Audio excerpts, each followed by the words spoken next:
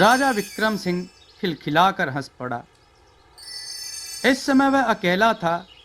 बरामदे तक आ पाया था कि उसकी हंसी निकल गई।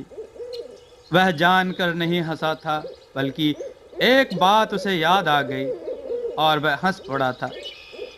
उसकी इस हंसी को देखकर सोने का महल भी जैसे हंस पड़ा। सहसा रानी सोना राजा के सामने आई। उसका मुख मलिन था, मानो पत्थर में फूल कुम्हला गया हो। राजा ने जैसे ही उसका मुख देखा, हंसी आकाश को उड़ गई। सोना कुछ बोलती इससे पहले ही राजा विक्रम सिंह ने कहा, रानी, तुम्हें मैं नई बात बताऊं क्या? रानी ने आश्चर्य से राजा की ओर देखा। राह का कांटा दूर हो गया। रानी कुछ समझे नहीं। वह राजा की आंखों में देखने लगी। राजा सोच रहा था, इस सूचना से रानी को हार्दिक प्रसन्नता होगी, उसका तन मन पुलक से भर जाएगा। परंतु ऐसा कुछ भी नहीं हुआ।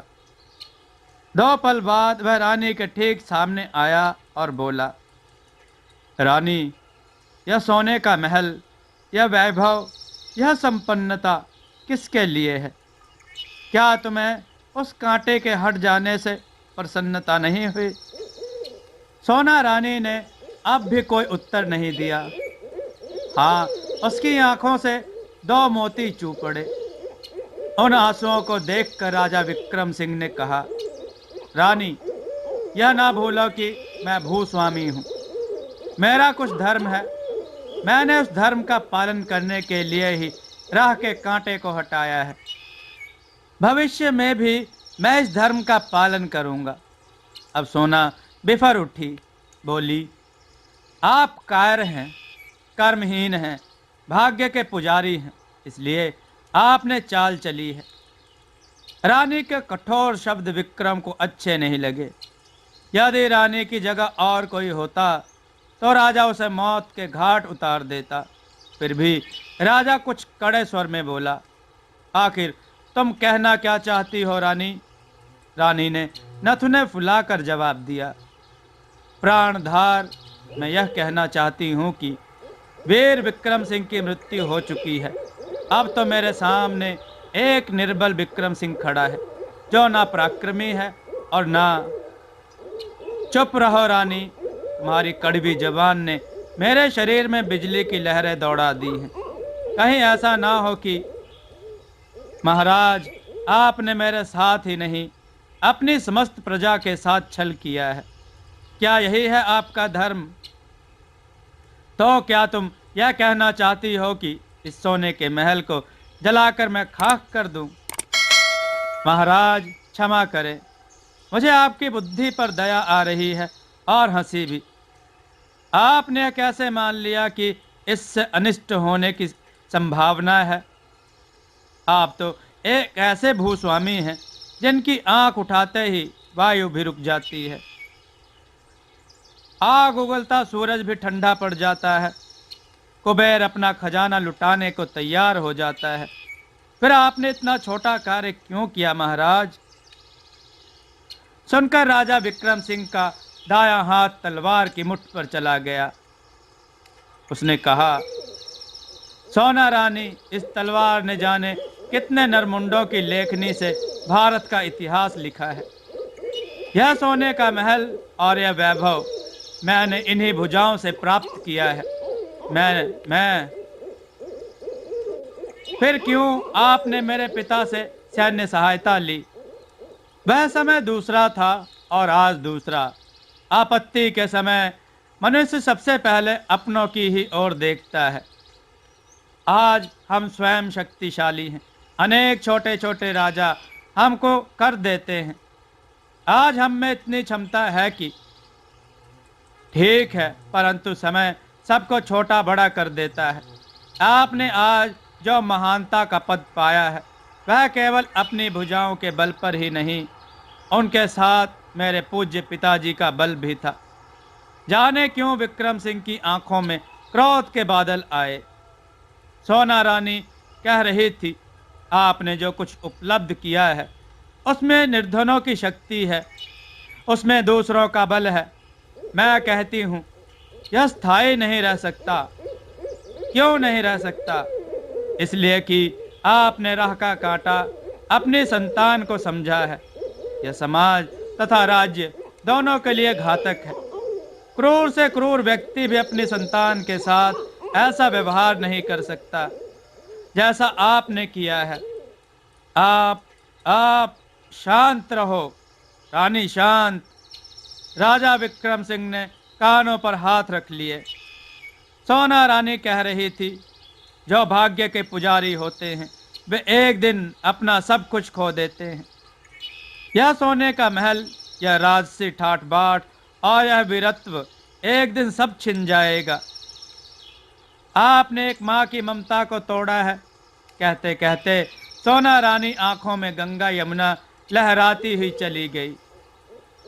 रानी सोना की सच्ची बात को राजा विक्रम सिंह झूठी भी तो सिद्ध नहीं कर सकता था, वरना उसकी जन्म कुंडली का पृष्ठ खुल जाता। क्योंकि वह साधु का पुत्र था। वह भ्रमण करता हुआ राजनगर में आया था। नगर का राजा अत्याचारी था। वह प्रजा को हर प्रकार की यातना देता था। जब उस साधु को इस बात का पता चला तो उसने हाट घाट घूम घूम कर प्रजा का सुख दुख उसको समझने का प्रयत्न किया। उसे अनुभव हुआ कि प्रजा उसके विचारों का आदर करेगी। अब साधु ने राजा के अत्याचारों का खुलकर विरोध किया। जहां जहां भी वह जाता प्रजा उसके स्वागत को तैयार हो जाती। साधु प्रजा के हृदय और मन पर विजय प्राप्त करने लगा। वह प्रजा से अपनी भावनाओं का समर्थन प्राप्त करने लगा।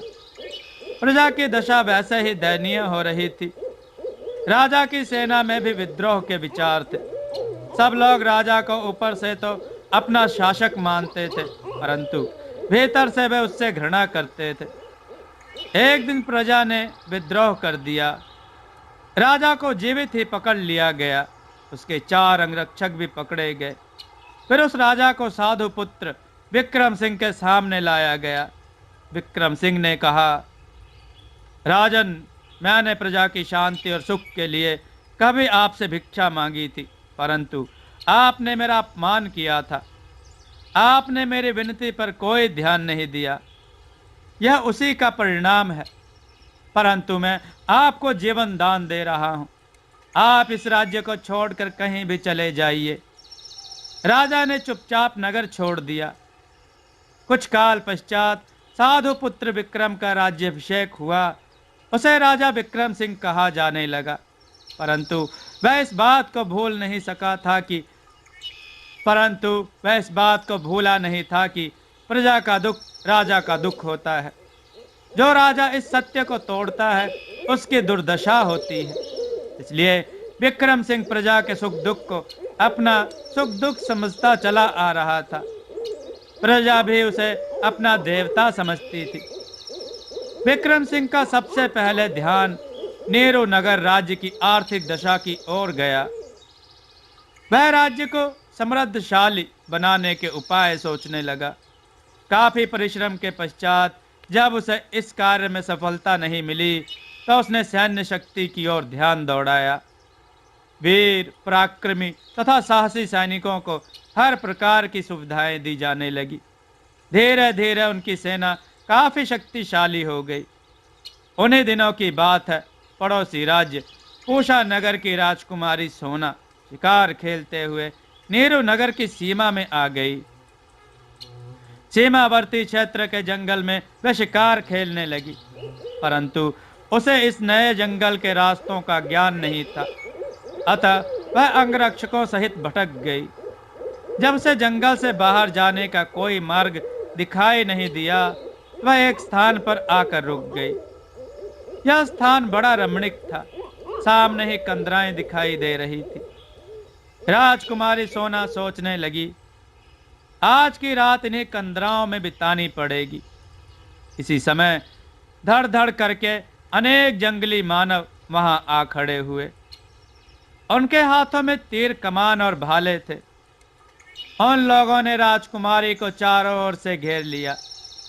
बात ही बात में तीर छूटने लगे, तलवारें नाचने लगी, राजकुमारी के 2 अंगरक्षक धराशायी हो गए। दूसरी ओर से 4 जंगली मानव भी मारे गए, परंतु वे लोग टिड्डी दल की तरह कंदराओं से निकलकर चले आ रहे थे। राजकुमारी सोना ने देखा कि अब केवल 2 अंगरक्षक ही शेष बचे हैं, तो वह वहां से निकल भागने का उपाय सोचने लगी। सहसा उसकी दृष्टि सामने पहाड़ी की ओर गई। एक युवक कुछ वनवासियों से 2-2 हाथ कर रहा था। उसकी तलवार इतनी तेज घूम रही थी कि कब वह शत्रु का सर उड़ा देता है और कब दूसरे की ओर बढ़ जाता है, पता ही नहीं चलता था।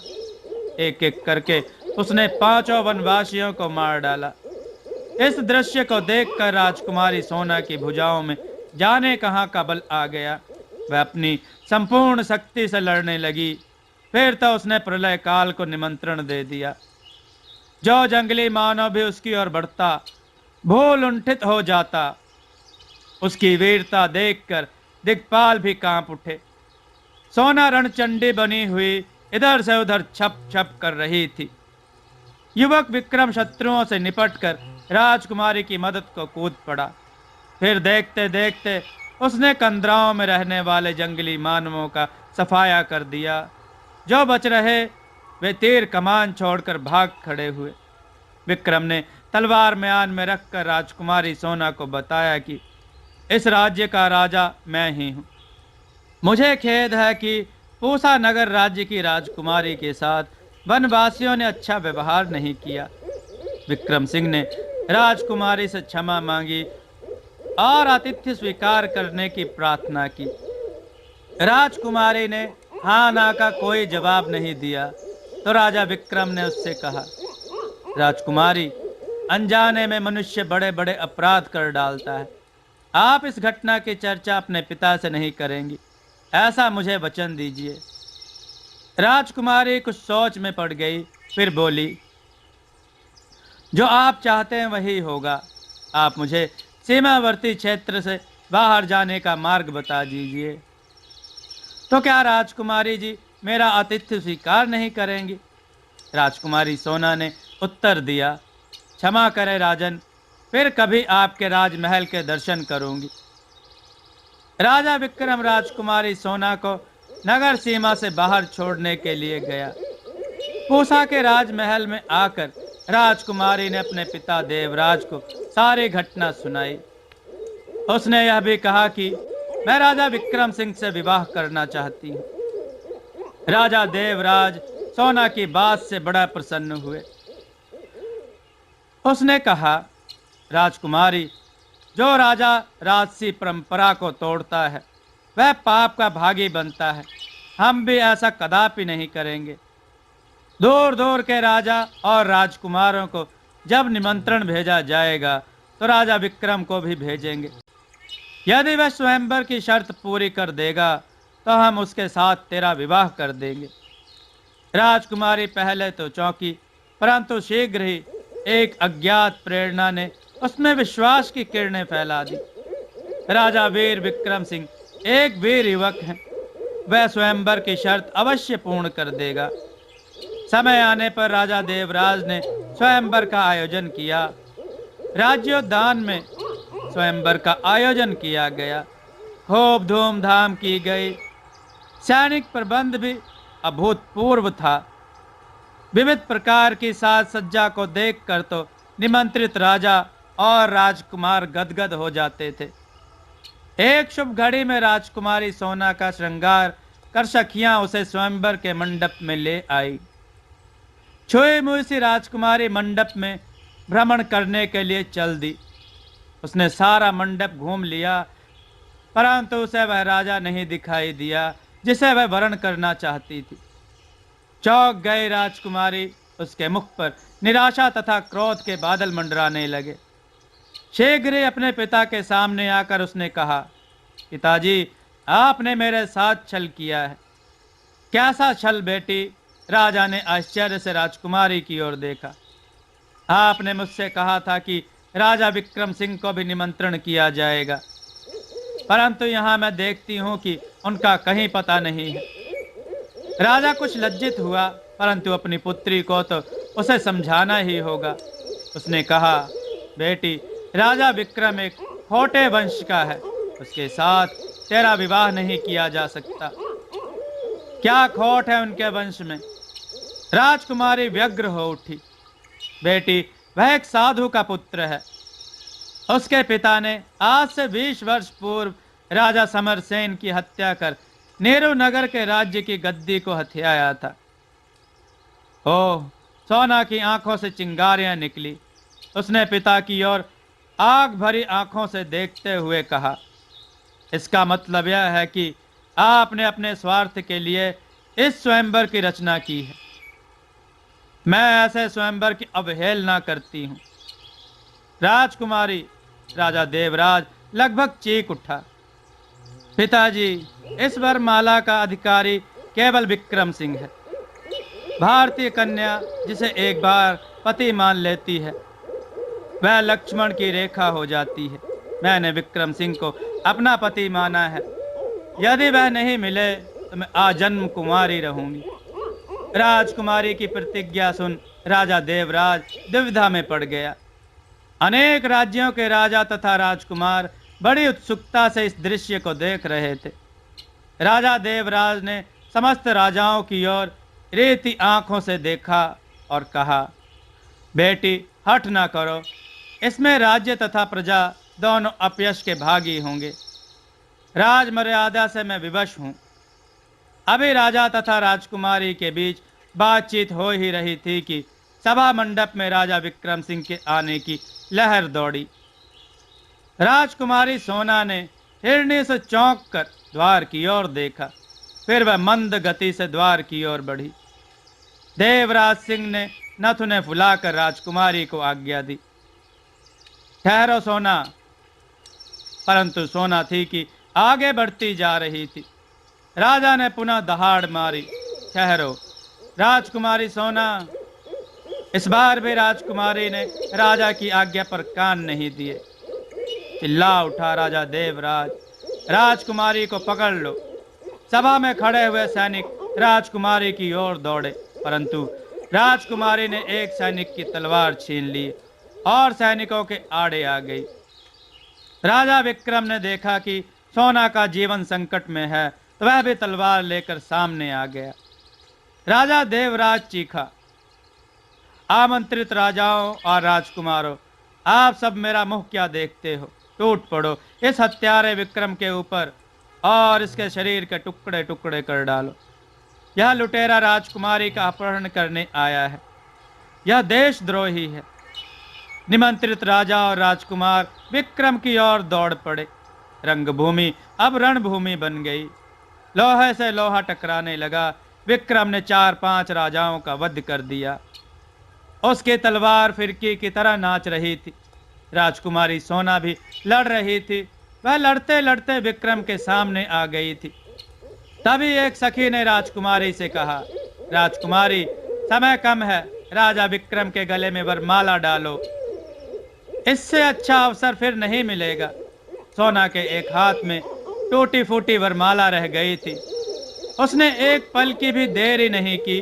तलवार की नोक पर लटकाकर जो वरमाला उछाली तो राजा विक्रम के गले में जा पड़ी। उपस्थित समुदाय चकित होकर इस दृश्य को देखने लगा। कुछ को हर्ष हुआ तो कुछ विषाद में डूबे। विक्रम ने चिल्लाकर कहा, राजकुमारी, तुम चिंता मत करना, मैं इन राजाओं को अभी देखता हूं। इतना कहकर उसने 2 राजाओं को और काट डाला। तभी उसे एक अवसर मिला। उसने राजकुमारी को उठाया और द्वार की ओर भाग पड़ा। द्वार पर उसका प्रसिद्ध घोड़ा बेदुले खड़ा था। राजा विक्रम शीघ्र ही घोड़े पर सवार हुआ और राजकुमारी को लेकर छुमंतर हो गया। राजा देवराज बड़बड़ाता रह गया, विक्रम सिंह, मैं नेहरू नगर को जलाकर राख कर दूंगा। तुमने राजकुमारी का अपहरण कर अपनी मृत्यु को निमंत्रण दिया है। मैं चैन से नहीं बैठूंगा। राजा देवराज बड़ा दुखी था। यदि उसे पता होता कि विक्रम सिंह सोना के स्वयंवर में बिना बुलाए आ जाएगा और राजकुमारी का अपहरण करके ले जाएगा, तो वह कभी स्वयंवर का निर्णय नहीं करता। वह अपनी भूल पर पछताने लगा। इस संबंध में देवराज ने अपनी रानी से परामर्श किया। रानी ने भी परामर्श देने में असमर्थता प्रकट की। अंत में राजा ने दरबार लगाया। उसने दरबारियों से कहा, सभासदों, लुटेरे विक्रम सिंह ने धृष्टतापूर्ण कार्य किया है। आप सब लोगों को इस पर विचार करना है। विक्रम ने हमारा अपमान कर हमें ललकारा है। हमें यह विचार करना है कि इस अपमान का बदला कैसे लिया जाए। यदि हम चुप होकर यदि हम चुप होकर बैठ जाएंगे तो वह कल को कोई अन्य दुष्टता का कार्य करेगा। देवराज के विचार सुनकर दरबारी आपस में विचार विमर्श करने लगे। तभी एक दूत के आने की सूचना मिली। दूत नीरू नगर से आया था। राजा देवराज को दूत से मिलने की उत्कंठा जागी। उसने दूत को बुलाने की आज्ञा दी।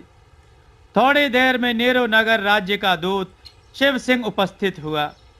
उसने देवराज को प्रणाम किया और एक पत्र राजा की सेवा में रखता हुआ बोला, अन्नदाता, यह पत्र राजकुमारी सोना ने भेजा है। उन्होंने आज्ञा दी है कि महाराज इसे स्वयं पढ़े, इसलिए मैंने पत्र को आपके हाथों में दिया है। देवराज ने पत्र को देखा। उसने पहचान लिया, पत्र में सोना के हाथ की ही लिखावट थी। राजा उस पत्र को जल्दी जल्दी पढ़ने लगा। सब दरबारी बड़ी उत्सुकता से राजा का मुख देख रहे थे, परंतु किसी में इतना साहस नहीं हो रहा था कि वह राजा से पत्र का विषय पूछे। पूरा पत्र पढ़ने के बाद राजा ने सभासदों की ओर देखा और कहा, दरबारियों, बुद्धिमती राजकुमारी ने इस पत्र में एक ऐसी बात लिखी है जिसे सुनकर आप चकित रह जाएंगे। राजकुमारी सुन ही चुकी थी कि विक्रम सिंह खानदानी राजपुत्र नहीं है। अतः उसने राजमहल में पहुंचते ही राजा की योग्यता की परीक्षा लेने का आयोजन किया। उसने दो मनुष्यों को एक स्थान पर खड़ा किया, फिर अपने जोड़े से दो फूल निकालकर उन दोनों मनुष्यों के हाथ पर रख दिए। तुरंत ही फूल उठाकर उसने राजा से कहा, ये दो फूल हैं, लाल और सफेद।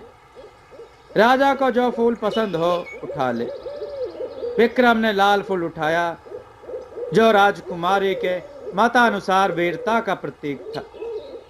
सोना की इस परीक्षा से हम भी संतुष्ट हैं। ईश्वर ने हमारी बहुत बड़ी चिंता को दूर कर दिया।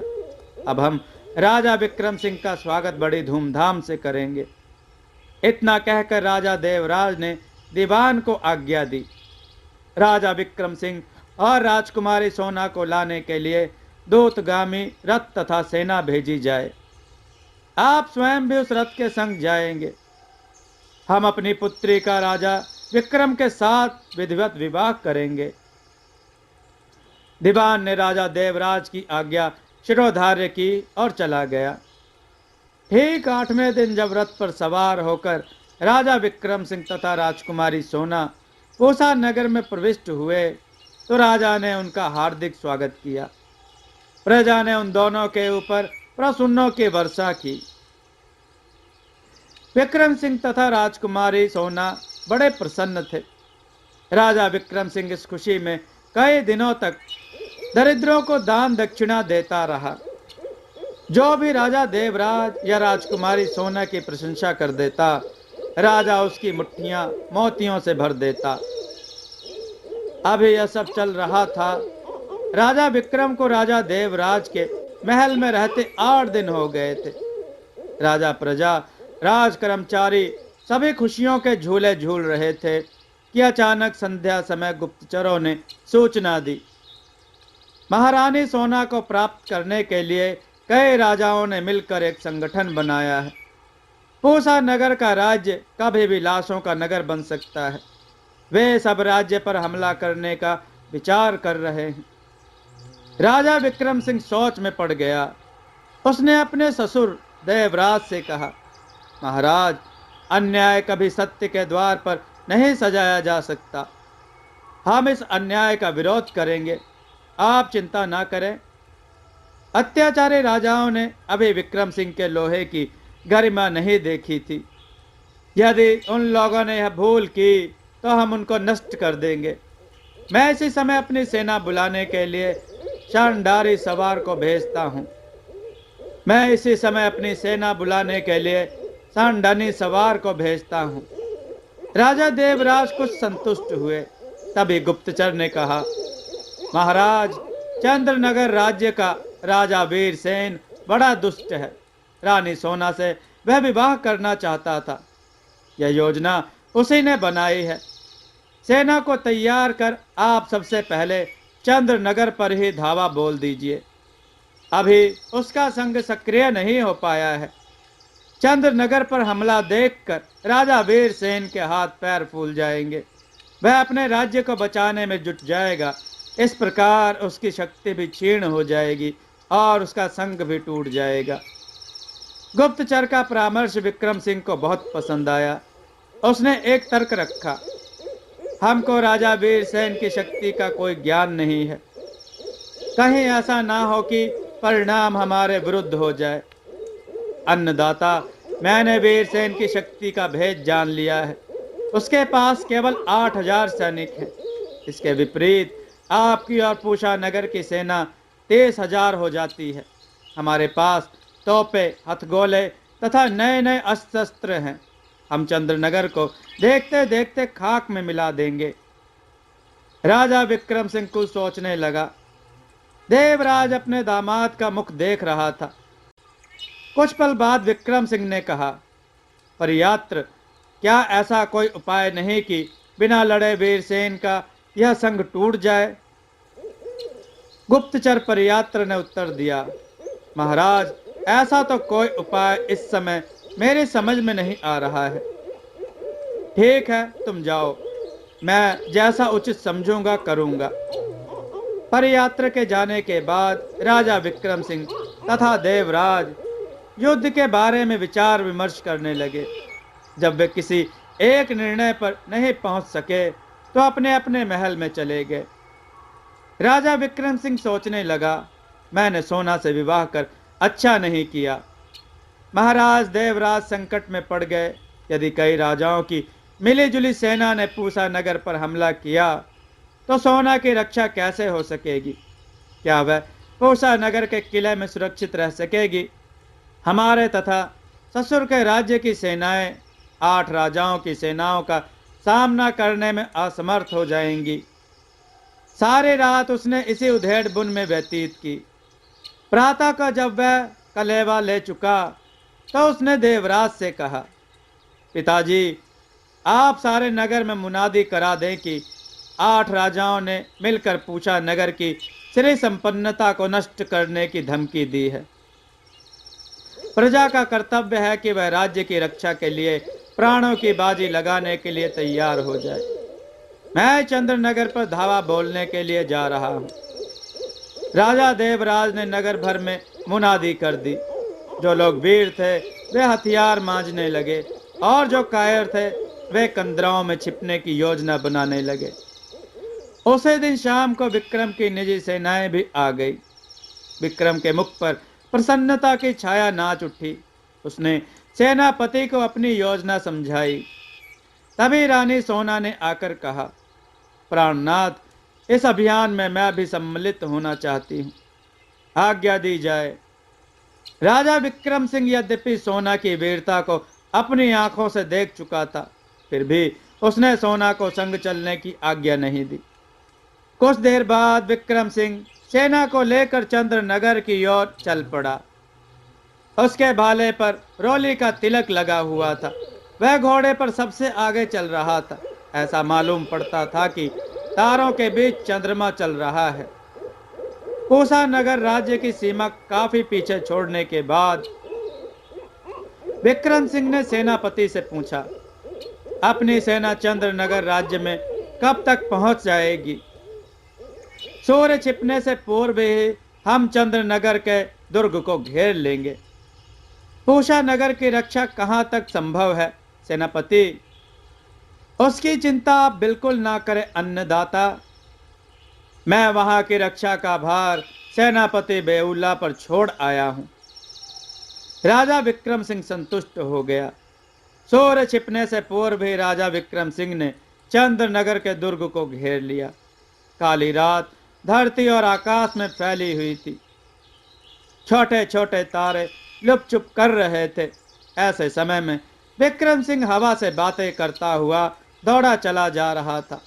उसका घोड़ा फुर फुर करता तो वह उसकी गर्दन थपथपा देता। सहसा वृक्षों की ओर से एक आवाज आई। विक्रम सिंह ने कनखियों से उधर देखा। एक घुड़सवार पीछे चला आ रहा था। विक्रम सिंह ने छुरा निकाल लिया। वह घुड़सवार उसके निकट आ गया था। विक्रम ने उसको पहचानने का प्रयत्न किया, परंतु घुड़सवार का चेहरा बड़ा डरावना मालूम पड़ा। विक्रम का मन शंकाओं से भर उठा। कहीं ऐसा तो नहीं कि यह चंद्रनगर का कोई जासूस हो। विक्रम ने घोड़े को ठीक उसके सामने डाल दिया। पहचाना? घुड़सवार कोई स्त्री थी। इतनी रात में यह स्त्री कहाँ जा रही है और कौन है यह? यकायक दो प्रश्न विक्रम के मन में उछल पड़े। जब शंका बलवती हो उठी तो उसने घुड़सवार स्त्री से पूछा, कौन हो तुम? कहाँ से आ रही हो? स्त्री ने अचरज भरी आंखों से विक्रम को देखा। बोली, मैं पूषा नगर जा रही हूं। पूषा नगर? इतनी रात में? क्या कोई गुप्त कार्य है? उसे गुप्त तो नहीं कहा जा सकता, परंतु वह आवश्यक है। मुझे जाने दो। शीघ्र ही मुझे राजा देवराज को इसकी सूचना देनी है। विक्रम की उत्सुकता बढ़ी। उसने कहा, देवी, तुम कोई भी हो, परंतु इतना समझ लो कि मैं भी देवराज का हितैषी हूं। क्या मुझे नहीं बताया जा सकता कि वह कार्य क्या है? स्त्री ने कहा, मैं कैसे समझूं कि तुम राजा देवराज के शुभेच्छु हो? इसका प्रमाण मेरे पास है। इतना कहकर राजा विक्रम सिंह ने स्त्री को देवराज की मुद्रा दिखाई। स्त्री उस मुद्रा के सामने नतमस्तक हुई और बोली, अवश्य ही तुम देवराज के कोई विशेष दूत हो, परंतु बताने से पूर्व मैं एक वचन चाहती हूँ। बोलो, क्या वचन चाहती हो? उस बात को सुनने के बाद भी तुम मेरे परिचय के बारे में कुछ नहीं पूछोगे। मैं वचन देता हूँ। स्त्री ने एक बार विक्रम को नीचे से ऊपर तक देखा, फिर बोली, चंद्रनगर का राजा वीरसेन विक्रम की पत्नी सोना का अपहरण करने साधु के वेश में निकल पड़ा है। वह एक मायावी राजा है। किसी भी समय सोना रानी को उठाकर ले जा सकता है। मैं राजा देवराज को यही सूचना देने जा रही हूँ।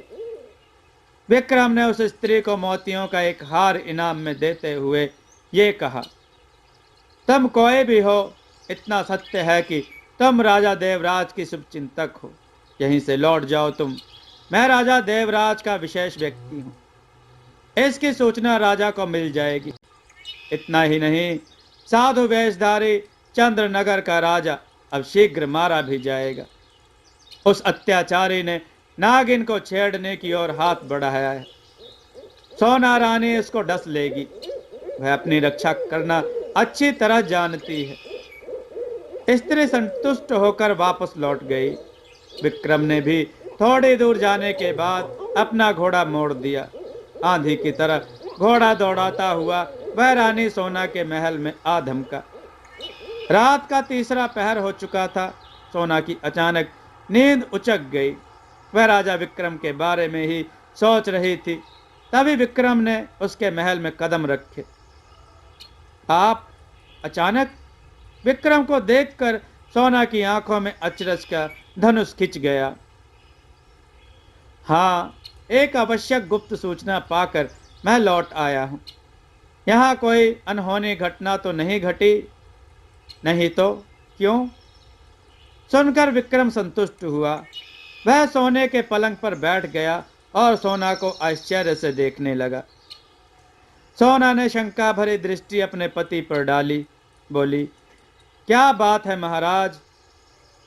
आप मुझे विस्फारित नेत्रों से क्यों देख रहे हैं? राजा विक्रम ने अपना मुख नीचे डाल दिया। बोला, मुझे सूचना मिली थी कि चंद्रनगर का राजा तुम्हें उठाकर ले गया है। जब उसे रणभूमि में सफलता नहीं मिली तो उसने नया छल किया।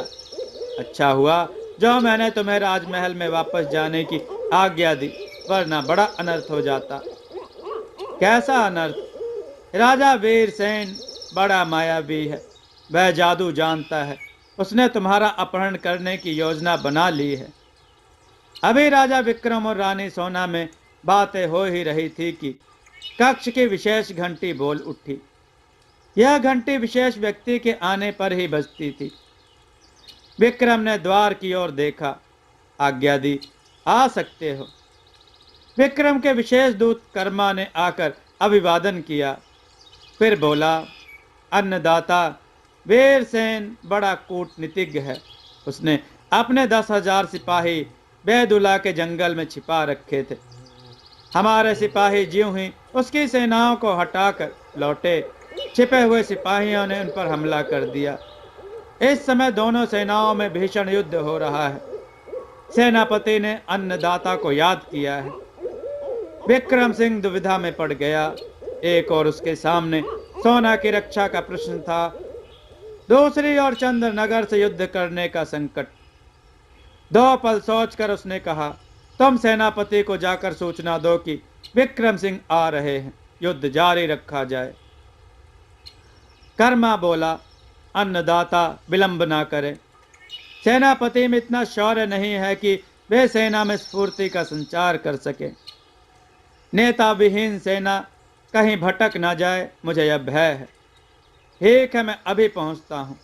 इतना कहकर विक्रम देवराज के महल में पहुंचा। उसने राजा देवराज से 10,000 सिपाहियों की मांग की। देवराज सकपका गया, बोला, क्या अपनी हार निश्चित है? निश्चित तो नहीं है, परंतु चंद्रनगर की सेना ने धोखे से हमारी सेना के बहुत से सिपाहियों को मार डाला है। ऐसी दशा में और सैनिकों की अपेक्षा है।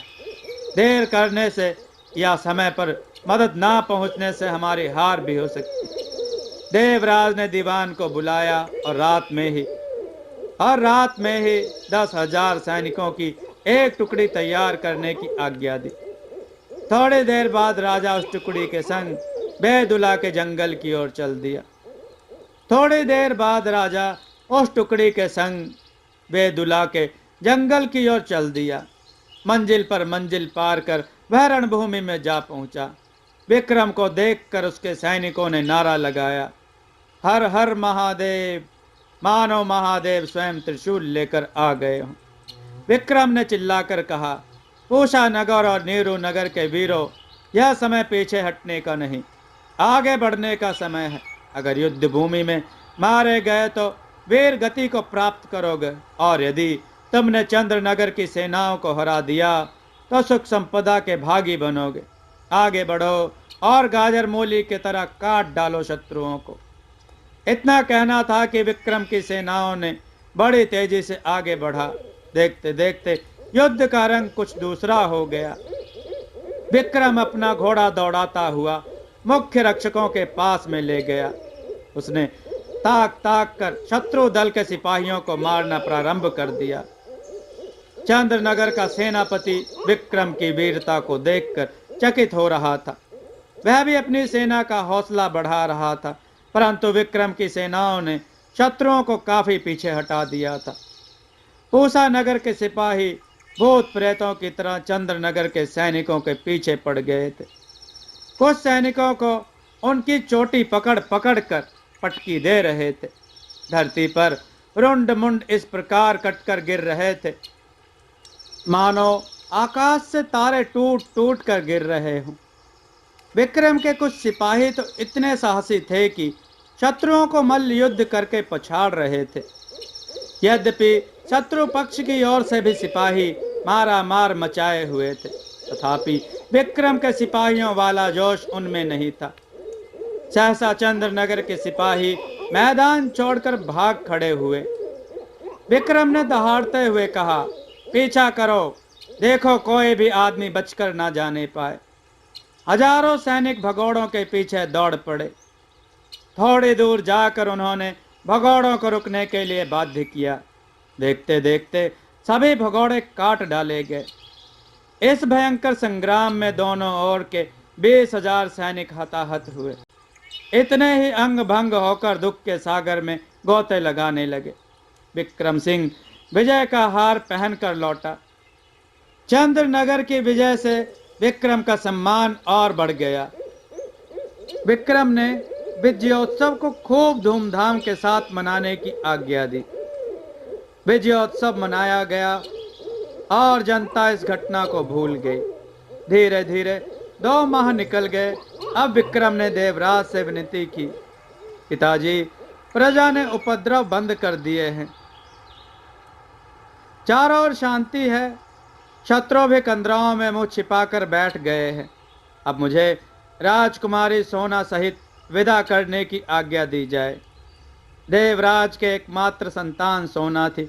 उसने अपने दामाद को हृदय से लगाकर कहा, वत्स, वैसे तो कन्या को पिता का ही घर शोभा देता है, उसे तुम्हारे महलों की शोभा बढ़ानी चाहिए, परंतु मेरे तो पुत्र पुत्री सोना ही है। क्या ही अच्छा हो कि तुम इसी राज्य में रहो।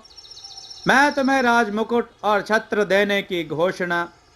पिताजी, विक्रम अभी पूरी बात कह भी नहीं पाया था कि इतने में एक गुप्तचर ने आकर कहा, देवाधिदेव चंद्रनगर के राजा ने अपनी हार का बदला लेने के लिए 8 राजाओं का एक संघ बना लिया है। वह 8 राजाओं की सेना लेकर पूसा नगर पर चढ़ा चला आ रहा है। गुप्तचर की बात सुनकर विक्रम ने देवराज की ओर देखा। देवराज ने सेनापति को बुलाकर आज्ञा दी, अपनी सेना को जितनी जल्दी हो सके वेला नदी के दक्षिणी किनारे पर ले जाओ। इसके बाद नगर के फाटक बंद करा दो। हम विक्रम सहित पीछे से आ रहे हैं, जाओ, विलंब ना करो। सेनापति आज्ञा शिरोधार्य कर चला गया।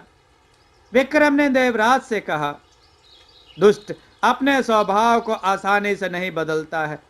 मैं चंद्रनगर राज्य को नष्ट कर दूंगा। वत्स, तुम्हें शत्रु को जीवित नहीं छोड़ना चाहिए। युद्ध भूमि में शत्रु की याचना पर उसे छोड़ देना सबसे बड़ी राजनीति भूल होती है। पिताजी, मेरी यही भूल चंद्रनगर नरेश का काल बनकर आई है। आशीर्वाद दीजिए कि मुझे अपने उद्देश्य में सफलता मिले। देवराज ने विक्रम को आशीर्वाद देते हुए कहा, मैं भी चलता हूं तुम्हारे साथ। उसी पल दोनों राजा 15,000 शेष सेना के साथ बेला नदी की ओर चल दिए। वह नदी नगर के 4 कोस दक्षिण में बहती थी। कुछ ही देर में दोनों वीरवर नदी के पास पहुंच गए। इससे पहले सेनापति ने एक सेना के साथ पड़ाव डाल दिया था। सिपाहियों तथा सेना नायकों ने देवराज और विक्रम को देखा तो प्रसन्न हो उठे। विक्रम ने अपनी सेना का निरीक्षण किया और आवश्यक निर्देश दिए। जब सब तैयारियां पूर्ण हो गईं, तब वे शांतिपूर्वक शत्रु के आने की प्रतीक्षा करने लगे। सहसा नदी के पार सामने की ओर से नगाड़ों के बजने की आवाज सुनाई दी। विक्रम तथा देवराज ने सैनिकों को सावधान किया। चंद्रनगर की सेनाएं नदी पार आकर खड़ी हो गई। उन्होंने किसी प्रकार की पहल नहीं की। दोनों ओर की सेनाएं उस दिन शांतिपूर्वक खड़ी रहीं। धीरे धीरे वह रात भी निकल गई। किसी न किसी ओर से एक तीर भी नहीं छोड़ा और जब 5वें दिन भी युद्ध शुरू नहीं हुआ तब विक्रम ने देवराज से कहा, वीरसेन क्या सोच रहा है पिताजी? मुझे तो इसमें कोई रहस्य नजर आ रहा है। देवराज ने कहा, क्यों, उसने अभी तक युद्ध का बिगुल नहीं बजाया।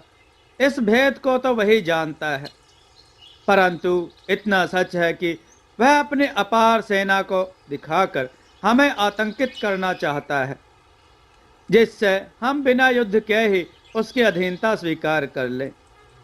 यही बात मेरे समझ में आती है। सोचते हुए विक्रम ने देवराज से कहा, उसे चकाने की एक विधि मेरी बुद्धि में आ रही है।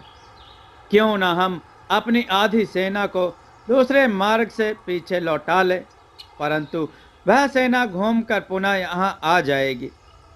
वीरसेन समझेगा कि हम डरकर पीछे हट रहे हैं। ऐसी दशा में उसकी सेना अवश्य आगे बढ़ेगी। तब हमारी सेना एकाएक पीछे से आकर उस पर हमला कर देगी। हमारी तोपें उसी समय आग उगलने लगेंगी। इस प्रकार हम इस कूटनीति युद्ध के द्वारा अवश्य सफल होंगे। देवराज को विक्रम की योजना पसंद आई। उसने अपनी सेना को आवश्यक निर्देश देकर पीछे हटने की आज्ञा दी। देवराज की सेना पीछे हटी ही थी कि वीरसेन ने अपनी सेना को नदी में झोंक दिया। उसने सिपाहियों को आगे बढ़ने का आदेश दिया।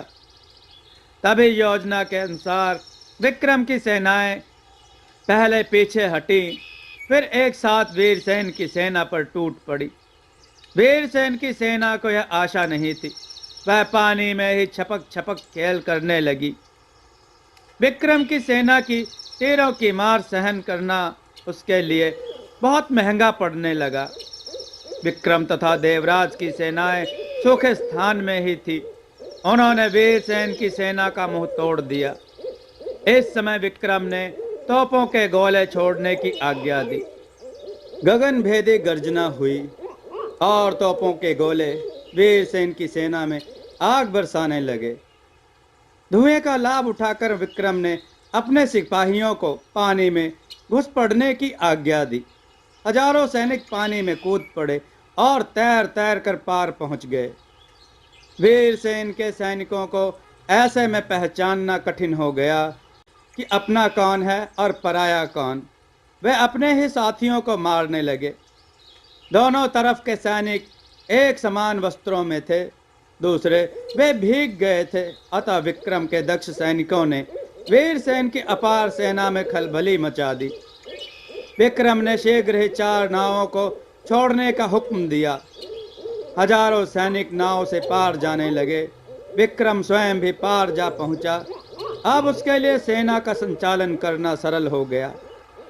वीरसेन इतनी विशाल सेना का संचालन नहीं कर पा रहा था। उसने शीघ्र ही अपना घोड़ा बदला। उसके सैनिकों ने समझा कि राजा वीरसेन मारा गया। बस सैनिक इधर उधर भाग पड़े। विक्रम ने अपने सिपाहियों को आज्ञा दी, पकड़ लो इस भगोड़े को, कोई भी बचकर ना जाने पाए। विक्रमी सेना बुरी तरह उनके पीछे पड़ी। उसने हजारों सिपाही काट डाले। जो बचे उन्हें बंदी बना लिया। राजा वीरसेन भी बंदी बना लिया गया। कहते हैं इस युद्ध में एक दिन में ही 30,000 सैनिक मारे गए थे और 8,000 बंदी बनाए गए थे।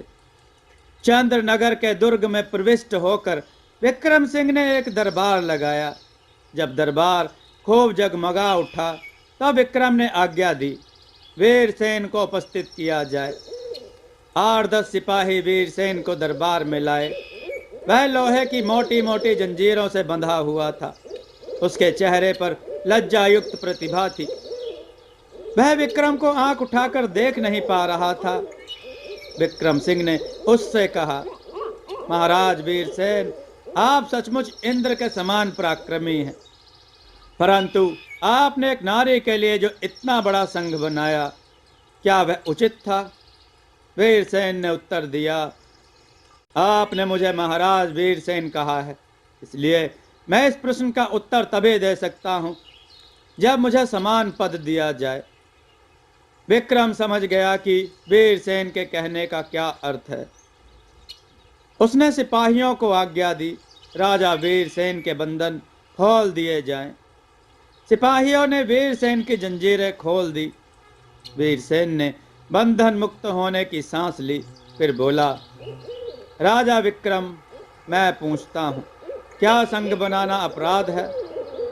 नहीं, परंतु यदि संघ की शक्ति को अच्छे काम व्यय किया जाए तो, वरना वह अपराध ही है। आपको मालूम था कि राजकुमारी सोना का विवाह मेरे साथ हो गया है, इसके बाद भी आपने पाप कार्य को नहीं छोड़ा। मैं लज्जित हूँ राजन, आपकी बातों ने मुझे परास्त किया। विक्रम ने कहा, महाराज वीरसेन, आपकी चित्तवृत्ति सुधार की ओर है। अपनी गलती मान लेना ही सबसे बड़ा प्रायश्चित है। मैं आपका राज्य आपको वापस करता हूँ। इसी समय राजा देवराज ने आकर विक्रम से कहा, वत्स, तुमने वीरसेन की अभद्रता देख ही ली। जिस प्रकार तुमने 7 राजाओं को काल कोठरी में रखने का दंड दिया है, उसी प्रकार का दंड वीरसेन को भी दिया जाए। यह दया का पात्र नहीं है, यह सांप है। जीवित छोड़ने के बाद फिर कभी फन उठाएगा। धर्मपिता, आपका कहना यथार्थ है, परंतु भारत की यह परंपरा रही है कि क्षमा मांगने वाले पर दया की जाए। राजा वीरसेन क्षमा के ही पात्र हैं। विक्रम की बात सुनकर राजा वीरसेन मन ही मन मुस्कुराया। वह दरबार से बाहर जाने को उद्धत था।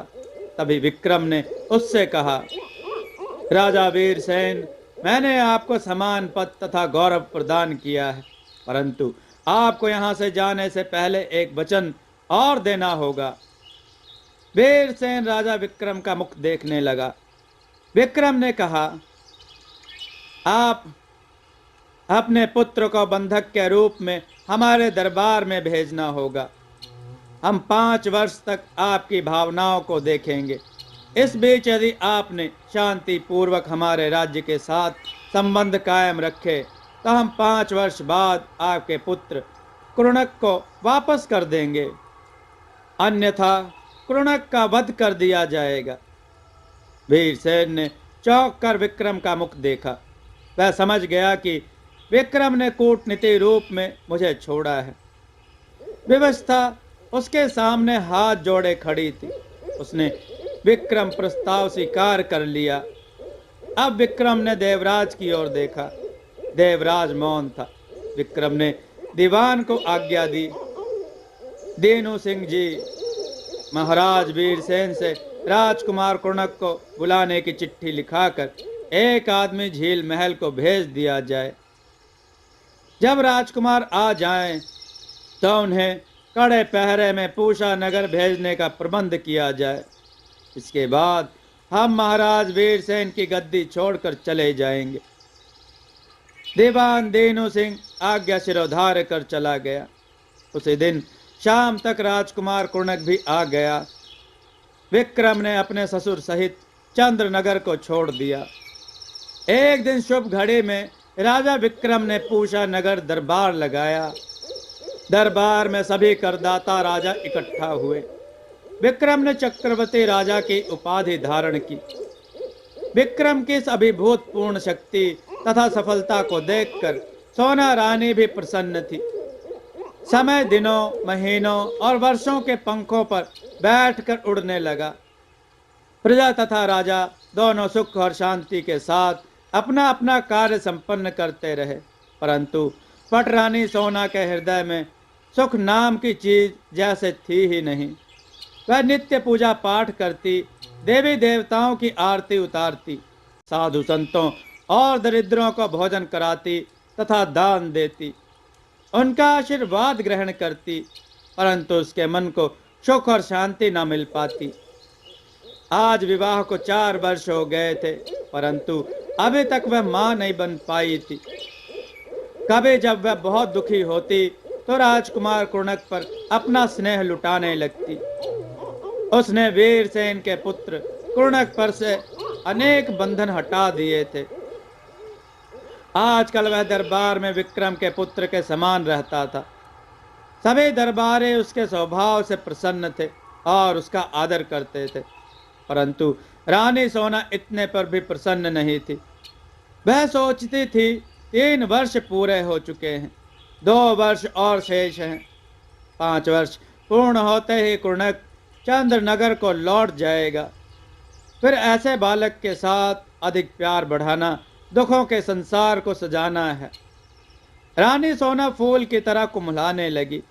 विक्रम भी जानता था कि रानी क्यों दुखी रहती है, परंतु वह उसे अधिक छेड़ना नहीं चाहता था, अतः उसकी ओर से शांत रहता था। एक दिन राजसभा में एक जोशी के आने की सूचना मिली। विक्रम सिंह ने जोशी का स्वागत किया।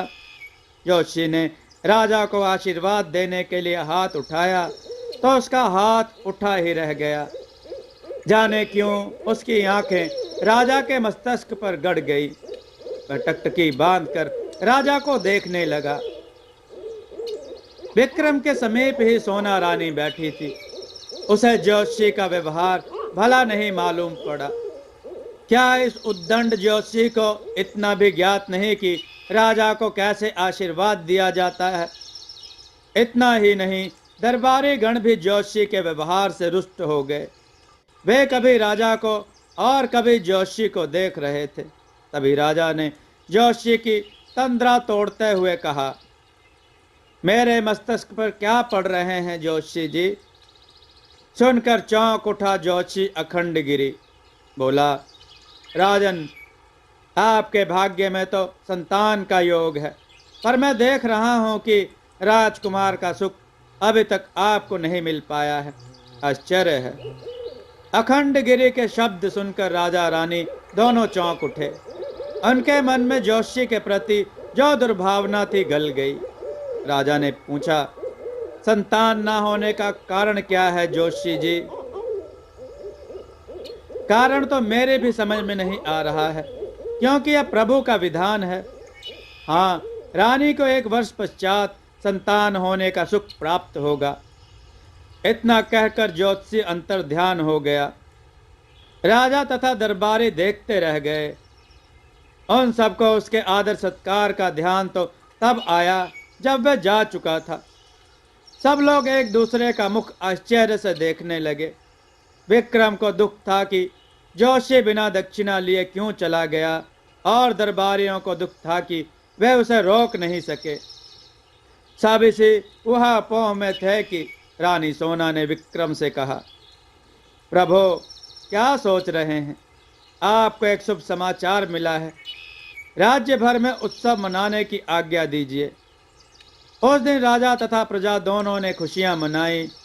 ठीक 1 वर्ष बाद रानी सोना पुत्रवती हो गई तथा राजा रानी की खुशी का ठिकाना नहीं रहा। विक्रम ने 1 सप्ताह तक खुशियां मनाने की घोषणा की। राजमहल तथा नगर को विधिवत प्रकार की बंधनवारों और तोरणों से खूब सजाया गया। सत्य तथा प्रेम के द्वार बनाए गए। नाना प्रकार के वाद्य यंत्रों का प्रबंध किया गया। नटों, कलाबाजों, नृत्यकारों आदि के करतब होने लगे। राजा तथा रानी ने ब्राह्मणों और दरिद्रों को वस्त्र आदि बांटे। ऐसा लगता था कि धरती पर तारे आकर नाच रहे हैं। चारों ओर आनंद था। अभी अंतिम दिन के बाजे नहीं बजे थे कि गुप्तचर कर्मा ने आकर राजा से कहा, प्रभो, आज नगर में राजा वीरसेन को देखा गया है। अभी उसे बंदी बनाने की अवधि पूरी नहीं हुई है, वरना सिपाही उसे बंदी बना लेते। संभवतः वह राज्य के विनाश की कोई योजना बना रहा है। सुनकर राजा विक्रम चौंक उठा। बोला, इसका मतलब यह है कि कुचला हुआ सांप फन उठा रहा है। कर्मा, शीघ्र उसके दरबार में एक विरोध पत्र भेजा जाए। उसमें स्पष्ट कर देना कि यदि कोई भी गुप्त अपराध किया गया तो कुणक का वध कर दिया जाएगा। कर्मा ने राजा की आज्ञा मंत्री को सुनाई। मंत्री ने विरोध पत्र तैयार करके चंद्रनगर की ओर एक आदमी भेज दिया। रानी सोना ने युवराज सोमन को राजा की गोद में देते हुए कहा, प्रभो, राजा का कर्तव्य है कि वह शत्रु को कभी जीवित ना छोड़े। आपने चंद्रनगर के राजा को छोड़कर एक गंभीर राजनीतिक भूल की है। सुनकर विक्रम हंसा, फिर प्यार से अपने पुत्र को देखता हुआ बोला, यद्यपि इसे भूल ही कहा जा सकता है, परंतु वीरसेन का पुत्र हमारे दरबार में है। हमने 5 वर्षों में उसे राजनीति शास्त्र की शिक्षा दी है। उसके विचारों में प्रेम की गरिमा भरने की चेष्टा की है। अवधि पूर्ण होने पर जब वह अपने पिता के पास जाएगा तो अवश्य उन्हें समझाएगा। ठीक है, परंतु शत्रु को कभी निर्बल नहीं समझना चाहिए। इतिहास साक्षी है, छोड़ा हुआ शत्रु शक्ति को दूना कर अपने दयालु को हटाने का प्रयत्न करता रहा है। तुम नहीं जानती रानी, भारत अपनी इसी परंपरा के कारण ही जीवित है। बस इस भूल में कुछ बात ही ऐसी है जिसे संसार चमत्कार समझता है। हमने इसी भूल की जड़ें हरी रखकर भारत की संस्कृति को जीवित रखा है, परंतु हमने उस शक्ति को तो खो दिया है जिसके बल से हमारे पूर्वजों ने शंकों, पूर्णों और यूनानियों को अपनी जाति और समाज में खपा लिया।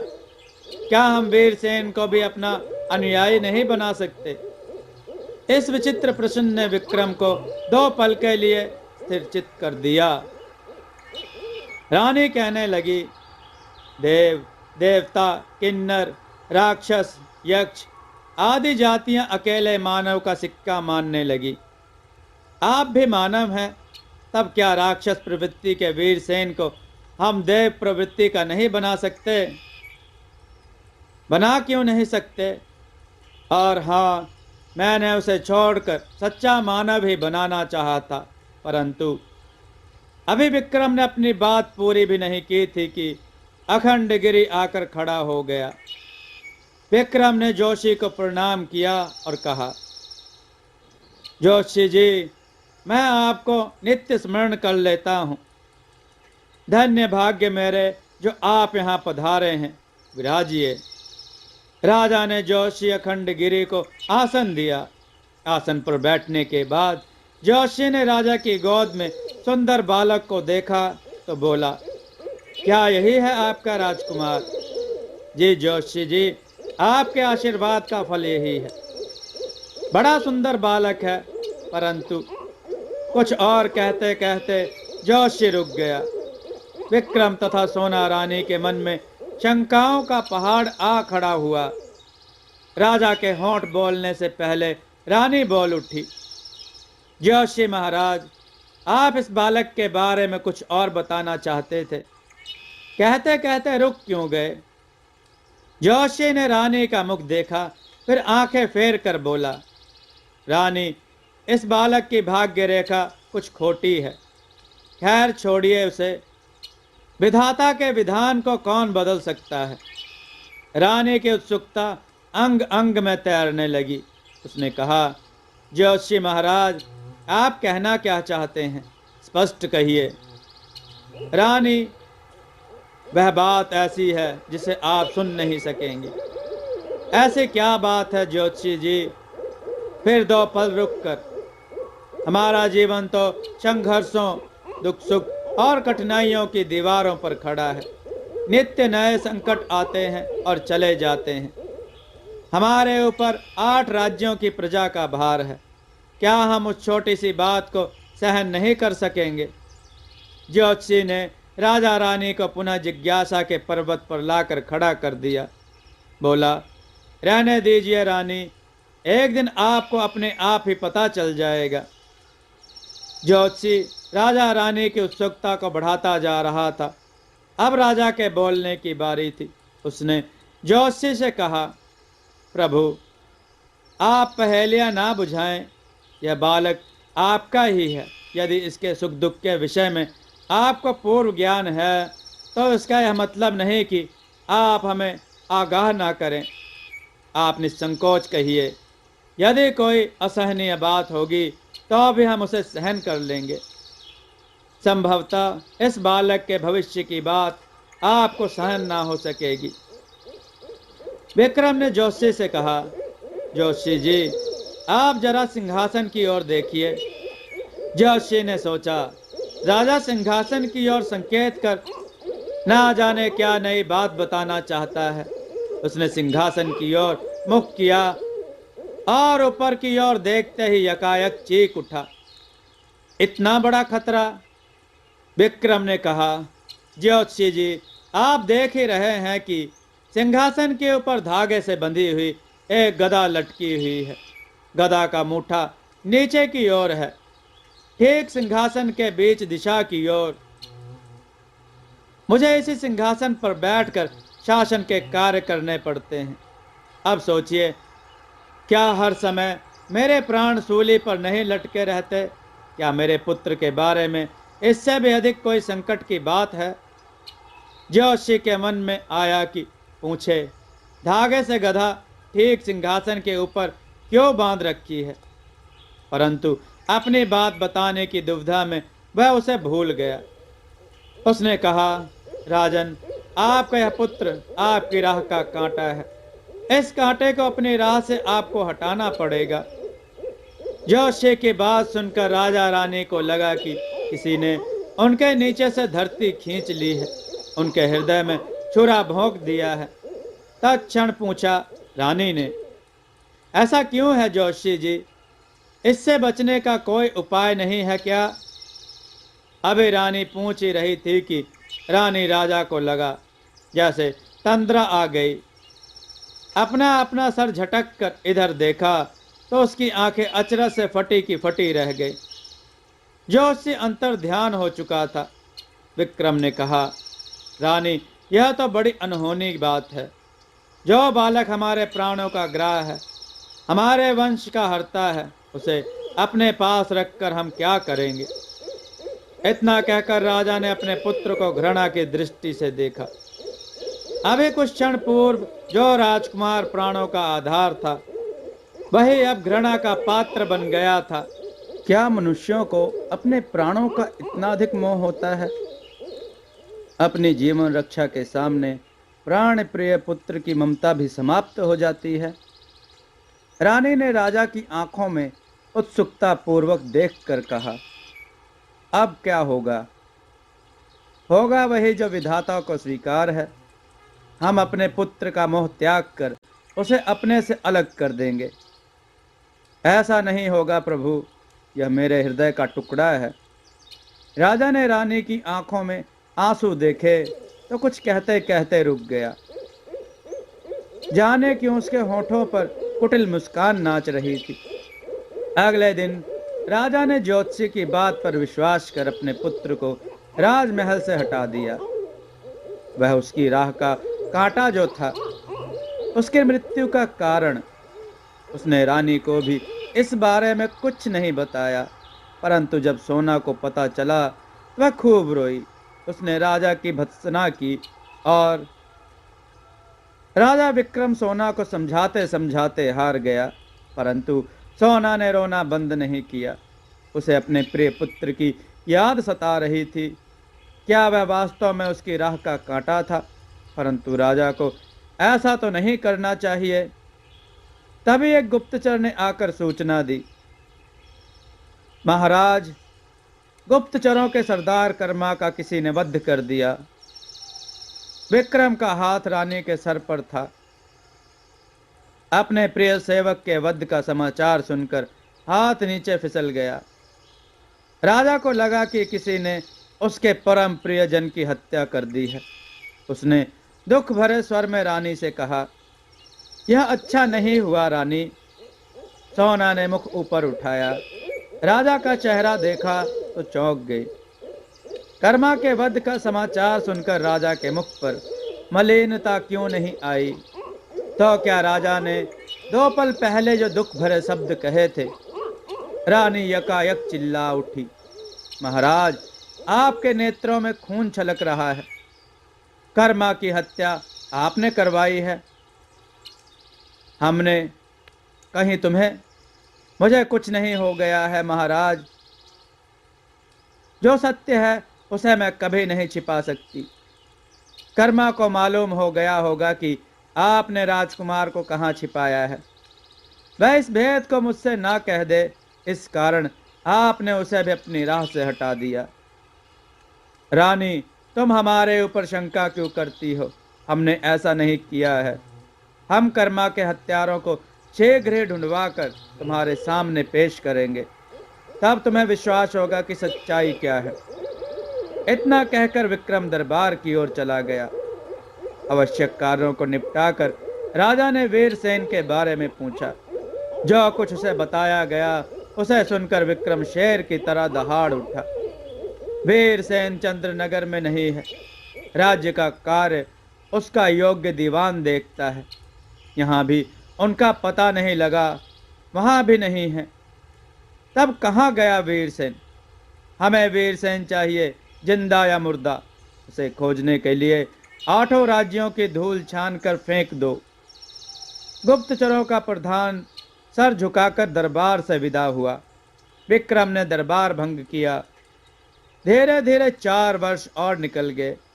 रानी सोना सब कुछ भूल गई, परंतु अपने पुत्र के बारे में नहीं भूल सकी। उसके सामने उस नन्हे राजकुमार की सूरत बार बार आकर खड़ी हो जाती थी, जिसके किलकारियों से कभी राजमहल गूंजता था। अभी अभी वह नित्य की भांति तुलसी के विरवे पर जल चढ़ाकर आई थी कि उसके पैरों के पास एक तीर आकर गिरा। रानी ने आश्चर्य से तीर को देखा। इसमें संदेह नहीं कि वह बाल बाल बच गई थी, वरना उसके प्राणों का गाहक हो जाता वह तीर। रानी ने झुककर तीर उठाया। उसकी नोक में एक चिट्ठी बंधी हुई थी। उत्सुकता सीमा को पार करने लगी तो रानी ने चिट्ठी खोलकर पढ़ी। उस चिट्ठी को पढ़ते ही रानी की आंखों से आंसुओं की धारा बहने लगी। वह हिरनी की तरह दौड़ती हुई राजा के सामने पहुंची। राजा अनमना सा बैठा आकाश में तैरता बादल का टुकड़ा बड़े ध्यान से देख रहा था। रानी को अपनी ओर आता देखकर उत्सुक हो उठा। सोना ने आते ही राजा को वह चिट्ठी थमा दी। चिट्ठी पढ़कर राजा सोचने लगा, आखिर यह है कौन जो मेरे साथ काला कर्म करना चाहता है। तभी रानी ने कहा, महाराज, इस प्रकार की एक चिट्ठी पहले भी आई थी जो मैंने आपको दी थी। आखिर यह आदमी है कौन? क्या राज्य के गुप्तचर इतना भी पता नहीं लगा सकते कि रानी, मेरा संदेह वीरसेन की ओर है। राज्य के दक्ष गुप्तचरों ने उसकी ढूंढ खोज बंद नहीं की है। एक ना एक दिन वह अवश्य पकड़ा जाएगा। जब तक वह नहीं पकड़ा जाता, इस रहस्य से भी आवरण नहीं हटेगा। अब हम वीरसेन की प्राप्ति के लिए पुरस्कार की घोषणा करेंगे, क्योंकि कृणक को चंद्रनगर भेजने की अवधि भी पूर्ण होने को आ गई है। अवश्य वीरसेन गुप्त रूप से हमारी प्रजा को संकट में डालने के साधन जुटा रहा है। आपने चंद्रनगर को विरोध पत्र भी तो भेजा था, उसका क्या उत्तर आया? चंद्रनगर के दीवान ने यही लिखा कि महाराज वीरसेन ने अज्ञातवास ले लिया है। हम आपका कर निरंतर भेजते रहेंगे। राजकुमार की अवधि पूर्ण होते ही आप शीघ्र उन्हें चंद्रनगर भेज दें। जाने क्यों रानी विक्रम की बात सुनकर विवल हो उठी। उसने कहा, क्या कुर्णक को 1 वर्ष तक और नहीं रोका जा सकता? यह सब उस समय संभव था जब राजा वीरसेन हमारे विरुद्ध कोई विद्रोह खड़ा करता। उसने हमें तथा हमारी प्रजा को कोई कष्ट नहीं पहुंचाया है। 2 माह बाद हम कुर्णक को सादर चंद्रनगर को वापस भेज देंगे। लेकिन यह आप कैसे कह सकते हैं कि वीरसेन ने प्रजा को नहीं भड़काया है? मेरी समझ में वह राजनीति पट्टू है। उसने राजनीतिक विद्या भी सीखी है। जब उसने समझ लिया कि वह आपको युद्ध के द्वारा नहीं हरा सकता, तो उसने छल बल का सहारा लिया है। वह अज्ञातवास में अवश्य कोई ऐसा कार्य कर रहा है जिसका ज्ञान हमें नहीं है। वह राजकुमार के पहुंचते ही अवश्य कोई गुल खिलाएगा। आपको अभी से सावधान हो जाना चाहिए। सोना की बातों ने राजा के मन में टन्न से किया। कहीं तक सोना भी ठीक कह रही है। दूसरे दिन राजा ने राज्य भर में गुप्तचरों का जाल और कड़ा कर दिया। संभव है वीरसेन नीरू नगर में ही हो और कोई षड्यंत्र रच रहा हो। विक्रम अभी प्रातः काल के समय राज्योद्यान से लौट ही रहा था कि परियात्र ने आकर अभिवादन किया। क्या बात है परियात्र, तुम कुछ परेशान से मालूम पड़ रहे हो? राजा ने पूछा। प्रभु, बड़ा अनर्थ हो गया। परियात्र का मुख नीचा था। कैसा अनर्थ? नन्हे युवराज सोमन को आपने जिस कंदरा में रखा था वहां वे नहीं हैं। क्या क्या कह रहे हो परियात्र? अन्नदाता धात्री चेतकी तथा अन्य सेवकाओं की हत्या की जा चुकी है। कंदरा के बाहर छाया की तरह रहने वाले सैनिकों को भी मार डाला गया है। हमने जंगल का चप्पा चप्पा छान मारा, परंतु हमें युवराज सोमन का कोई पता ठिकाना नहीं मिला। राजा को लगा कि किसी ने उसके हृदय को मुट्ठी में भरकर निचोड़ दिया है। उसने परियात्र से कहा, हमारा घोड़ा तैयार करो, हम उस कंदरा को देखने स्वयं जाएंगे। थोड़ी देर में राजा विक्रम घोड़े पर सवार होकर 200 चुने हुए योद्धाओं के साथ जंगल की ओर चल दिया। 4 घंटे की निरंतर यात्रा करने के पश्चात विक्रम विशिष्ट कंदरा के सामने आया। कंदरा के आसपास सैकड़ों सिपाही मरे पड़े थे। चील, कौवे तथा गिद्ध लाशों के ऊपर मंडरा रहे थे। विक्रम ने कुछ सैनिकों को आज्ञा दी, इन वीरों का अंतिम संस्कार करने का प्रबंध किया जाए। हम इस रहस्य का पता लगाते हैं कि आखिर किस दुष्ट की सेना ने इन सिपाहियों की हत्या कर हमारे पुत्र का अपहरण किया है। इतना कहकर विक्रम कंदरा के अंदर प्रविष्ट हुआ। उसके अंगरक्षकों ने उसका अनुसरण किया। यह कंदरा पहाड़ की तलहटी में विशेष कलाकारों के द्वारा बनाई गई थी। इसमें सभी प्रकार के राजसी वैभवों को जुटाया गया था। जोशी की भविष्यवाणी के अनुसार राजकुमार सोमन को इसी कंदरा में रखा गया था, परंतु कंदरा की दशा को देखकर राजा विक्रम को अपार दुख हुआ। सोमन की धात्रियां तथा सहेलियां खून में लथपथ पड़ी थी। राजकुमार के मन बहलाव के उपकरण भी धूल धूसरित हो रहे थे। आखिर किस दुष्ट ने इतना बड़ा कार्य किया है? इस प्रश्न के तैरते ही राजा की आंखों में आंसू आ गए। उसने कंदरा से बाहर आकर कहा, जब तक मैं उस आताताई को पकड़ नहीं लूंगा चैन से नहीं बैठूंगा। किसी दुष्ट ने नाक की बांबी में हाथ डाला है। 2 घंटे और ठहर कर वह राजनगर की ओर लौट पड़ा। अभी उसने जंगल की सीमा पार की ही थी कि सामने से आ रही सेना की एक टुकड़ी उससे भिड़ गई। विक्रम के साथ इस समय केवल 200 सिपाही थे। 600 को वह विशिष्ट कंदरा का प्रबंधन करने के लिए छोड़ आया था। उसने तुरंत तलवार खींच ली और अपने सिपाहियों को आज्ञा दी, काल बनकर शत्रुओं पर टूट पड़ो।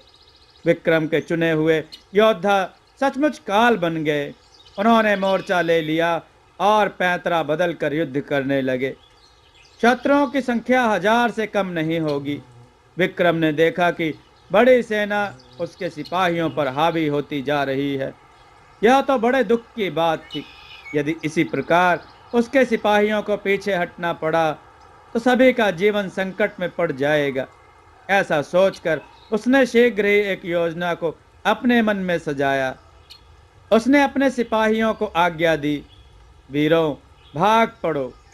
विक्रम की घुड़सवार सेना ने घोड़ों की रासें मोड़ी और वे पीछे की ओर भाग पड़े। शत्रुओं ने समझा कि विक्रम डरकर भाग खड़ा हुआ है, अतः वे सब उसका पीछा करने लगे। विक्रम दौड़ाते दौड़ाते अपने सिपाहियों को 4 योजन तक ले आया। सभी उसके पीछे आने वाले सिपाही लगभग आधा योजन दूर थे।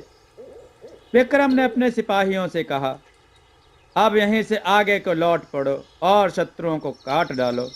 जब तक वे अपने घोड़ों को संभालेंगे तब तक हम उनमें से अनेकों को नरक में भेज चुके होंगे। विक्रम के योद्धाओं ने ही किया।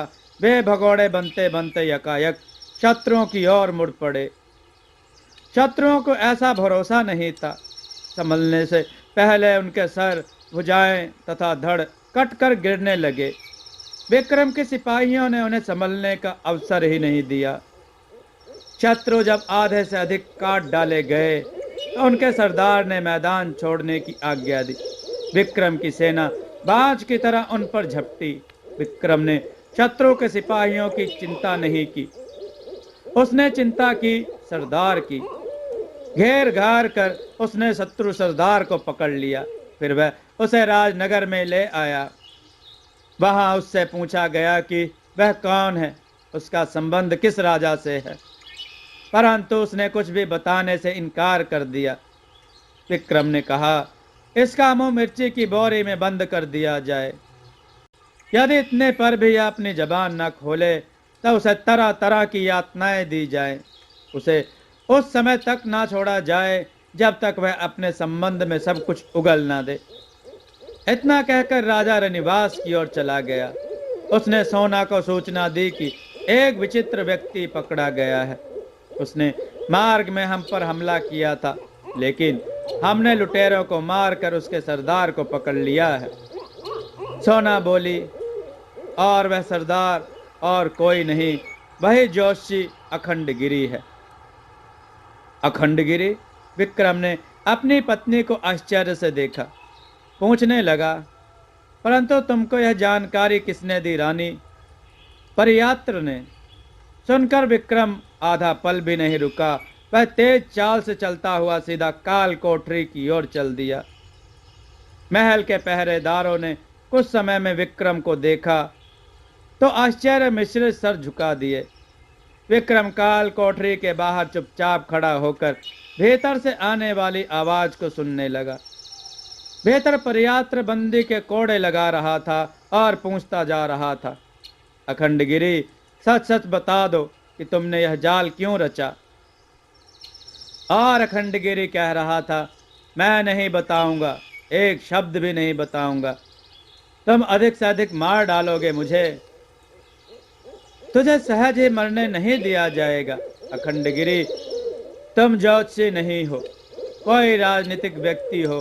तुम्हारी वाणी का तेज बता रहा है कि। तभी काल कोठरी के बाहर से विक्रम के एक निजी सेवक ने आकर कहा, प्रधान जी, महाराज पधारे हैं। परियात्र कोठरी के बाहर आया। उसने राजा को देखकर प्रणाम किया। विक्रम कोठरी में घुस गया। उसने देखा कि सामने हथकड़ी बेड़ियों से जकड़ा हुआ अखंडगिरी खड़ा है। विक्रम ने उस पर दया दिखाते हुए कहा, जोशी जी, क्यों अपने शरीर को संकट में डाल रहे हो? यदि तुम कोई राजनीतिक व्यक्ति हो तो बता दो, हम तुमको मुक्त कर देंगे। राजा की बात सुनकर अखंडगिरी बड़े जोश से हंसा। उसकी हंसी राजा को कुछ जानी पहचानी सी लगी। राजा पर उसकी बेवक्त की हंसी का कोई प्रभाव नहीं हुआ। वह तो सोच रहा था, ऐसी भयानक हंसी उसने किसके मुंह से सुनी है। बार बार वह अपने मस्तिष्क पर जोर देने लगा। एक पल, दो पल, तीन पल, सहसा विक्रम के मुख से एक लंबी चीख निकल गई, वीरसेन। विक्रम एकदम कोठरी के बाहर निकल आया। उसने परियात्र को आज्ञा दी, इस बंदी को अभी इसी समय दरबार में लाया जाए। यह चंद्रनगर का राजा वीरसेन है। परियात्र विक्रम का मुख देखता रह गया। थोड़ी देर बाद अखंडगिरी या वीरसेन नामधारी कैदी दरबार में उपस्थित किया गया। विक्रम ने गौर से बंदीजन को देखा, फिर परियात्र से पूछा, परियात्र, तुम्हें यह कैसे पता चला कि यह कैदी जोशी अखंडगिरी है?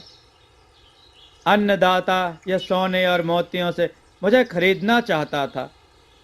पहले तो मैंने सोचा कि मुझे इसकी बातों में नहीं आना चाहिए, परंतु शीघ्र ही मेरे मन में विचार आया कि जब तक मैं इसकी बात नहीं मानूंगा, यह अपने बारे में कुछ नहीं बताएगा। मैंने इसके मोती स्वीकार कर लिए। बस इसने उगल दिया कि यह जोशी अखंडगिरी है, परंतु इसकी सूचना तुमने सबसे पहले हमें क्यों नहीं दी? अन्नदाता, मैं आपको ही बताने जा रहा था कि बारादरी में महारानी दिखाई दे गई। शाबाश परियात्र। राजा विक्रम ने परियात्र की पीठ ठोकी और एक मोतियों का बहुमूल्य हार गले से उतार कर दिया। फिर कहा, परियात्र, यह छद्मवेश अखंडगिरी भी नहीं है। यह हमारा सबसे बड़ा शत्रु राजा वीरसेन है। इतना कहकर राजा विक्रम ने वीरसेन को संबोधित किया, वीरसेन, यह मत भूलो कि तुम्हारा पुत्र कुणक हमारे पास बंधक के रूप में है। जब तक तुम अपने रहस्य को नहीं बताओगे, हम कुणक को नहीं छोड़ेंगे। कुणक का नाम सुनकर जाने क्यों वीरसेन की आंखों में आंसू छलक आए। उसने सर उठाया और गिरा लिया। विक्रम चीख कर बोला, वीरसेन, हम तुम्ही से पूछ रहे हैं, बोलते क्यों नहीं? परंतु वीरसेन था कि वह चुपचाप खड़ा रहा। उसके मुख से एक अक्षर भी नहीं फूटा। उसके मौन ने विक्रम के नथुने फुला दिए। आंखों में खून छलक आया। मारे क्रोध के उसकी नस नस फड़फड़ाने लगी। वह तलवार लेकर वीरसेन की ओर दौड़ा। तभी वीरसेन यकायक फिर खिलखिलाकर हंस पड़ा। राजा विक्रम, तुम मुझे नहीं मार सकते, क्योंकि तुम्हारा पुत्र सोमन मेरे पास है। युवराज सोमन, मेरा लाल सोमन। इतने में रानी सोना भी वहां आ गई। राजा विक्रम ने चकित होकर सोना की ओर देखा। सोना कैदी के ठीक सामने आकर खड़ी हो गई और उसे झकझोर कर बोली, मेरा लाल कहाँ है? कहीं तुमने उसकी हत्या तो नहीं कर दी है? यह है आपका बेटा सोमन। यह किसकी आवाज है? सोना ने पीछे घूम कर देखा। विक्रम का मुख भी उस आवाज की ओर मुड़ गया था। सबने देखा कि वीरसेन का पुत्र कुणक एक 4 वर्ष के बालक को गोद में लिए आगे बढ़ रहा था। सोना को इतना धैर्य कहाँ था। उसने दौड़कर नन्हे राजकुमार को कुणक से जैसे छीन लिया। फिर वहां उसको जल्दी जल्दी प्यार करने लगी। सचमुच मां की ममता साकार हो उठी थी। कुणक ने सोना से कहा, माता, मैं आपके पास 5 वर्ष तक रहा हूं। आपने मुझे अपने बालक की तरह पाला है। मुझे यह कभी अनुभव नहीं हुआ कि मैं बंधक के रूप में आपके पास हूं। मुझे जो प्यार और स्वतंत्रता आपने दी है, वह अपनी मां से भी नहीं मिल सकती थी। इसलिए मैं आपसे झूठ नहीं बोलूंगा। मैं अपनी अवधि पूर्ण कर चंद्रनगर की ओर जा रहा था कि मुझे मार्ग में एक घुड़सवार दिखाई दिया। राजकुमार सोमन उसकी गोद में था। सोमन के राजसी वस्त्र देखकर मुझे संदेह हुआ कि हो न हो वह घुड़सवार कोई अपहरण करता है और इस बालक को अपहरण करके ले जा रहा है। मेरे साथ इस राज्य के सिपाही भी थे जो मुझे चंद्रनगर छोड़ने जा रहे थे। मैंने अपनी शंका उन्हें बताई। सिपाहियों ने उस घुड़सवार को घेर कर पकड़ लिया। उसने बताया कि यह बालक राजा विक्रम का पुत्र है। इसका अपहरण विशिष्ट कंदरा से किया गया है। वीरसेन की आज्ञा के अनुसार इसे चंद्रनगर ले जाया जा रहा था। सारी कहानी सुनकर रानी सोना की आंखों से स्नेह का सागर उमड़ आया। वह चार चार होने लगी। विक्रम को भी कम दुख नहीं था, परंतु वह दुख पुत्र की पुनः प्राप्ति में गल चुका था। उसने कुणक को बड़े स्नेह और गर्व से देखते हुए कहा, धन्य हो कुणक तुम। जिस पिता के तुम जैसा पुत्र हो, उसे इस धरती पर और किस चीज की आवश्यकता है। कुणक अपनी प्रशंसा सुनकर झुक गया। उसका हृदय गदगद हो उठा। अब विक्रम वीरसेन के पास आया। उसने वीरसेन को गौर से देखा, फिर बोला, राजा वीरसेन, अब मुझे इस बारे में कुछ भी पूछने की आवश्यकता नहीं है कि आपने मेरे पुत्र का अपहरण क्यों किया। मेरे हृदय की तड़प ने सारी बात स्पष्ट कर दी है। यदि मैं तुम्हारे पुत्र को अपने दरबार में बंधक के रूप में नहीं रखता, तो आप ऐसा नीच कार्य कभी नहीं करते। मैं सब समझ गया। पुत्र वियोग ने आपके मन को फेर दिया और आपने कूटनीति से पहले मेरे पुत्र को ज्योतिषी के रूप में राह का कांटा बनाकर माँ बाप की आंखों से दूर किया, जिससे बालक के वियोग में आपकी तरह हम भी तड़पते रहें। इसके बाद विक्रम का गला भर आया। उसे अधिक बोलना कठिन हो रहा था। उसने बड़ी मुश्किल से इतना कहा, राजा वीरसेन के बंधन खोल दिए जाएं। यह हमारे सम्मान्य अतिथि हैं। मित्रों, देववाणी चैनल के साथ बने रहें और कथाओं को लाइक जरूर करें। बेहताल, तूने मेरे साथ धोखा किया है। तूने मुझे वहीं पहुंचा दिया जिस जंगल से मैं होकर जा रहा था। दोस्तों, आपको यह कथा कैसी लगी, अपने विचार और सुझाव कमेंट में जरूर दें। हमारी कथाओं को लाइक करें, हमारे चैनल को सब्सक्राइब करना न भूलें। हमारी कथाओं को शेयर जरूर करें जिससे लोगों को अच्छा ज्ञान प्राप्त हो। जय श्री राम भक्तों।